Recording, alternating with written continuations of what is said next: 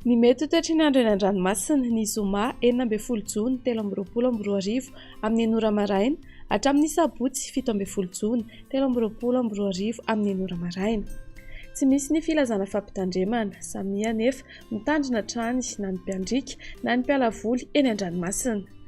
Ho an'ny morontsiraka Atsinanana, tanjon'ny Bobaomby hatrany amin'ny tanjon'ny Angotsy, andrahoana amin'ny tsitokotoko, avy atsimo na atsimo Atsinanana ny rivotra ka ho sivy hatramin'ny 80 km isan'ora, hahatratra 730 km isan'ora manakaiky ny tanjon'ny Bobaomby, Anonjabe ny ranomasina, Avon'ny Onja 1.5 hatramin'ny 2 metatra.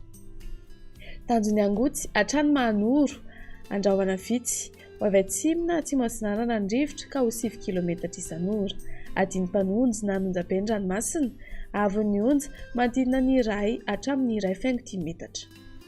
Mahanoro hatrany Taolagnaro, Ibalikan'ny Masoandro, avy avaratra ny rivotra amin'ny ankapobeny ka ho 7 hatramin'ny 9 km isan'ora, hahatratra 80 km isan'ora indraindray, Adiny Mpanonja na Anonjabe ny ranomasina, Avon'ny Onja 1 hatramin'ny 2 metatra. Taolagnaro hatrany amin'ny tanjon'ny Vohimena, andrahoana vitsy, avy andrefana na avaratra andrefana ny rivotra ka ho 9 hatramin'ny 80 km isan'ora, Anonjabe ny ranomasina, Avon'ny Onja 2 hatramin'ny 2.5 metatra. Ho an'ny morontsiraka andrefana, tanjon'ny Vohimena hatrany amin'ny tanjon'ny Akabo,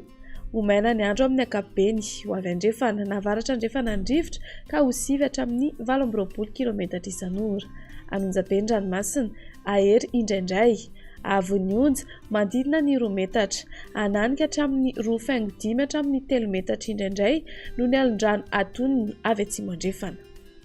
Tanjon'ny Akabo hatrany amin'ny tanjon'ny Vilanandro, Ibalikan'ny Masoandro, avy atsimo ny rivotra ka ho 7 hatramin'ny 19 km isan'ora, hahatratra 80 km isan'ora indraindray, Adiny Mpanonja na Anonjabe ny ranomasina,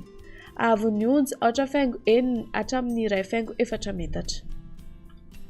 Tanjon'ny Vilanandro hatrany Analalava,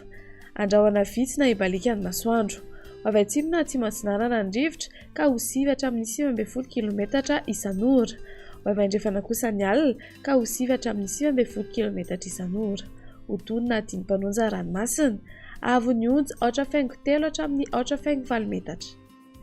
Analalava hatrany amin'ny tanjon'ny Bobaomby, isorana tandrifin-drahona iserana eo anelanelany Analalava sy Nosy Be indrindra ny Voamaraina, ho maina ny anakafa,